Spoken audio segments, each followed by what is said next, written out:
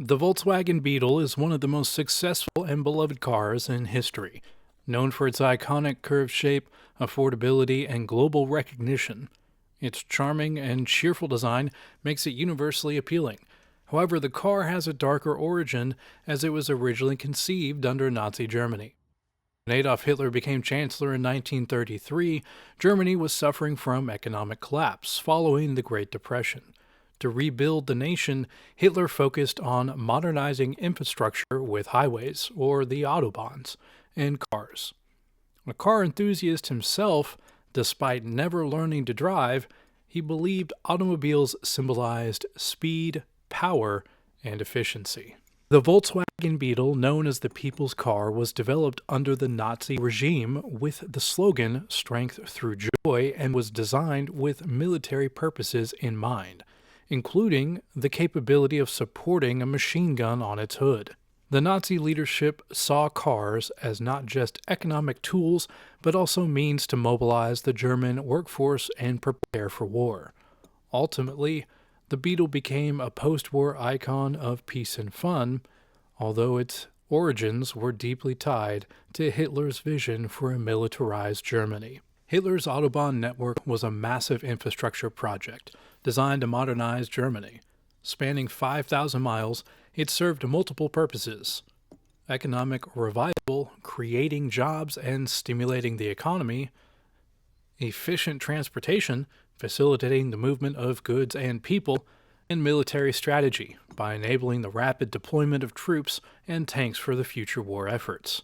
While the project symbolized modern progress, it was also deeply tied to Nazi ideology and Hitler's vision of reshaping Germany. Though he initially wanted to name them Adolf Hitler Streets, even he found that excessive. However, for the Autobahns to truly benefit the public, Germany needed affordable cars as pre-war ownership was limited to the wealthy. This realization led to the push for a people's car, eventually resulting in the Volkswagen Beetle, designed to make car travel accessible to every German family. Hitler's vision of providing cars and freedom to the German people came on the Nazis' terms, emphasizing control over individualism. While promoting the Volkswagen, the Nazis intended it primarily for commuting between home and work, keeping citizens aligned with state demands. During the Great Depression, many car manufacturers struggled, leading to the formation of an auto union, a joint venture of four struggling companies. While the auto union focused on high-performance race cars, the real mass-market solution was the Volkswagen, made possible through massive state subsidies. Hitler entrusted Ferdinand Porsche, yes, that Porsche, with designing the Volkswagen, recognizing his engineering talent and political savvy. By 1936, Porsche had 3 prototypes, but they needed a dedicated factory, and Hitler already had a plan: a model Nazi factory inspired by Detroit's auto industry and Henry Ford's assembly line methods, whom Hitler greatly admired. The car was officially named the KDF wagon, Strength Through Joy car, but when unveiled, many observers noted that its design seemed very familiar, suggesting prior influences in the automotive world. The Volkswagen Beetle had a distinctive design featuring a rear-mounted air-cooled engine, but it wasn't entirely original. The Tatra, a Czech car with similar curved styling and rear-engine design, predated it. The Tatra company threatened to sue Porsche for copyright infringement, but when Porsche consulted Hitler, he was told to do nothing. 15 months later, Nazi forces invade Czechoslovakia, halting the Tatra's production while Volkswagen continued. In 1938, the KDF wagon debuted at the Berlin Motor Show. It was priced at 990 Reichsmarks, about $8,900 today, but with an average German worker earning only 32 Reichsmarks per week, it was out of reach. To make it affordable, the Nazis introduced a government-backed installment plan, where workers saved money over time in hopes of receiving a car. In reality, the scheme was a failure.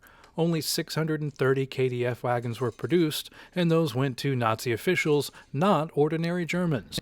The Volkswagen KDF car was less about joy and more about strength, as it ultimately intended for military use rather than civilian transportation.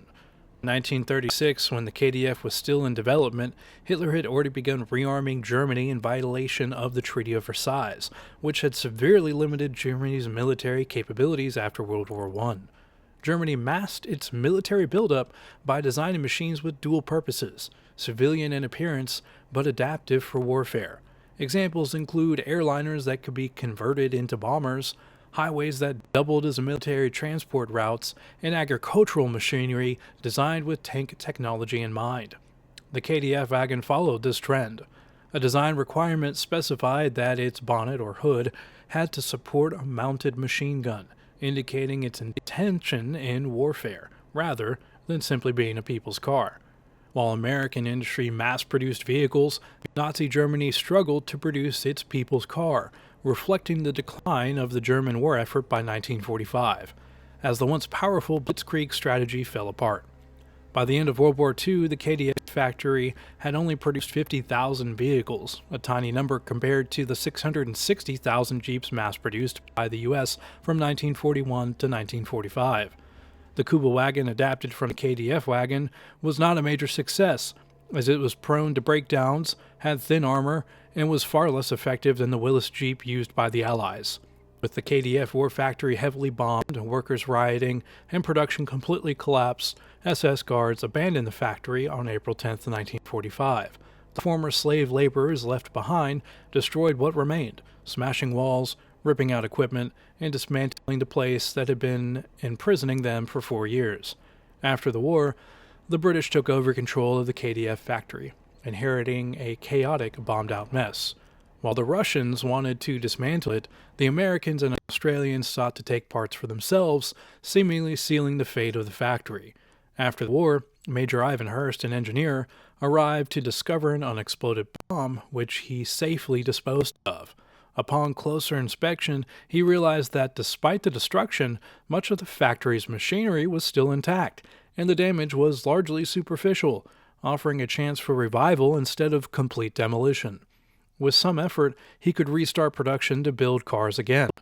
In a region with 17,000 unemployed people, this presented a chance to provide both jobs and affordable transportation needed to rebuild post-war Germany. While sifting through the rubble, Hurst discovered an almost intact prototype of the KDF car, and he began assembling 2 pre-production models. However, British manufacturers and even Ford rejected the idea, dismissing it as worthless. Despite the Nazi-tainted history of the car, Hurst persisted. He then approached the British Army, suggesting KDF cars be adapted for military use as reliable, cheap transportation. Hurst's efforts paid off when the Army agreed to purchase 20,000 cars, seeing the potential for affordable vehicles for soldiers in a post-war Germany. After the war, the Volkswagen factory, originally produced to build the German people's car, began turning out 6,000 cars a month, which were handed over to the British military. The factory's revival was sparked by these efforts, and the Volkswagen Beetle soon started to gain traction, though production was slow. Initially, challenges did arise, such as shortage of steel for the roofs, leading to early models being made with 2 welded pieces of steel. Hurst and Radcliffe concluded that to sustain the operation, the factory needed to transition to commercial production for the domestic German market. To do this, they needed a German manager to run the plant, but finding one with the right credentials was difficult due to the association of experienced managers with the Nazi regime.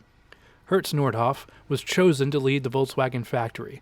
Nordhoff, a former Opel executive with experience in the automotive industry, he was ideal for the role because he had no ties to the Nazi Party, which helped Hurst present him as a more neutral option compared to others with questionable backgrounds.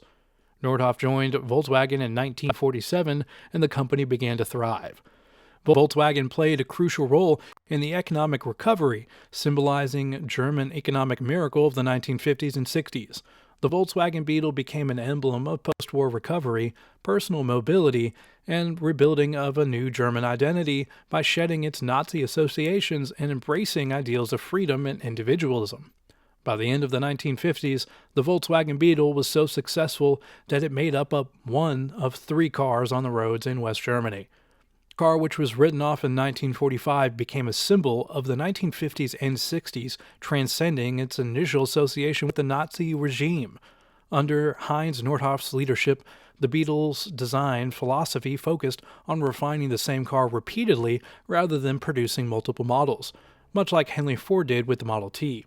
1972, despite Ford initially dismissing the Beetle as insignificant, it had become one of the best-selling cars in the world, surpassing the Model T's 40-year record. The Beetle's transformation from a symbol of Nazi ambitions to a beloved icon reflects a remarkable turnaround. It has become a symbol of Germany's post-war renewal, shedding its associations with the Nazi and instead representing a modern, democratic, and friendly Germany. While designed by Hitler to serve a different purpose, the car ultimately became a symbol of freedom and capitalism, embodying a liberal post-war Germany. This irony highlights the Beetle's success as a symbol of resilience and renewal, overcoming its toxic origins to become a global icon. Developed under the Nazi regime, was developed under the Nazi regime, the Nazi regime. When Porsche consulted Hitler, by 1936, when the KDF was still in development, Hitler had already begun arming Germany in violation. Limitations on Germany's Germany struggled to produce its people's car. Nazi Germany. All the ruffins, they always causing problems. Them ruffins, you know what I mean. Volkswagen played a crucial role in the economic recovery. Volkswagen Beetle, it's a Beagle, the Volkswagen Beetle. That was the first time I got all the way through that. And I say all the way through, I started and stopped a lot. Let's see how good this looks.